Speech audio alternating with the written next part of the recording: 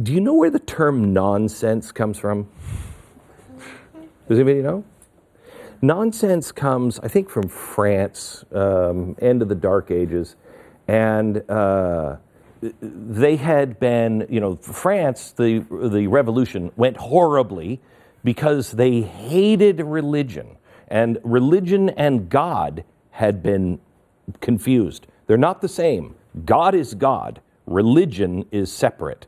Okay? Hopefully, religion will get you to God. Sometimes it doesn't. In France, it didn't. And they hated that.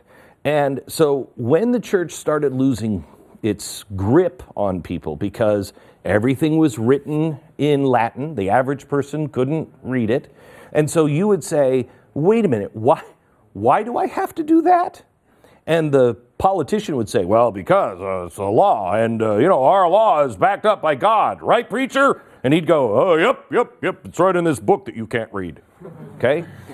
So people looked at that and said, from here on out, nothing that you can't taste, smell, feel, see, if you can't sense it, it's nonsense, and we're not doing it anymore.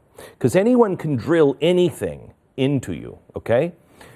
People have been taken down the wrong road with the Bible that have led to, the witch hunts and Inquisition and everything else. You can go the wrong way.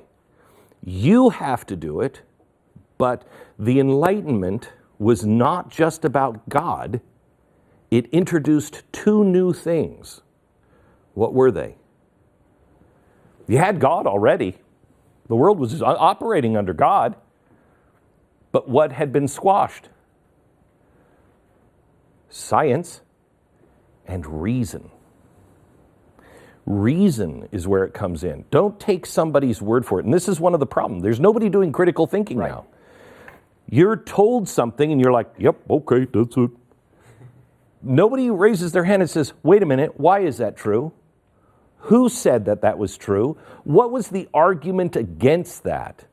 You have to be curious. Very few people go to school, and it's not unusual because somebody else is paying for it.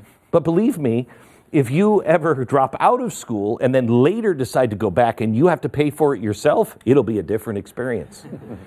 But when you're curious and you want to go to school because you want to know the truth, you want to find answers. You don't want somebody to tell you the answers. You want to learn how to find the answers. That's when reason kicks in.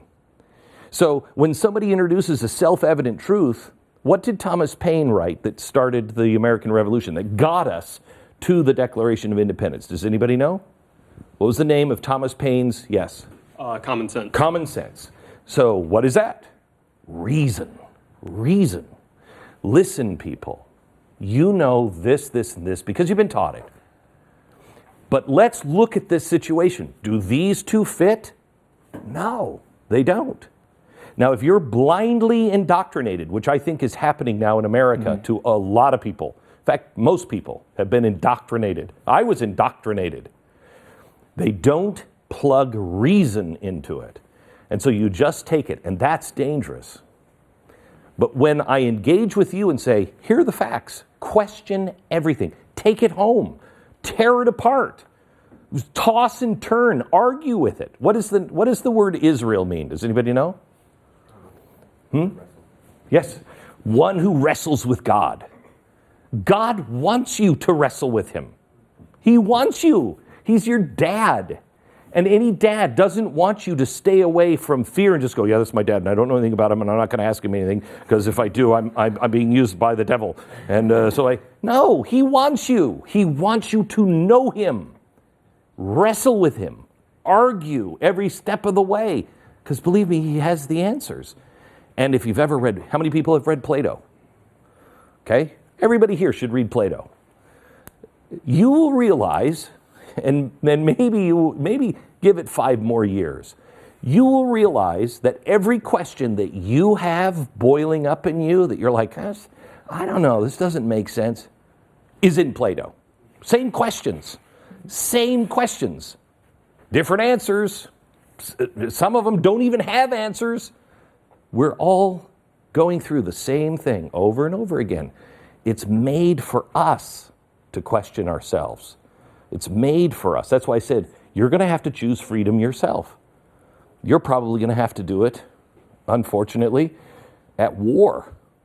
But you're going to have to answer, are we going to be free or not? It's not worth fighting for if you don't know what it is.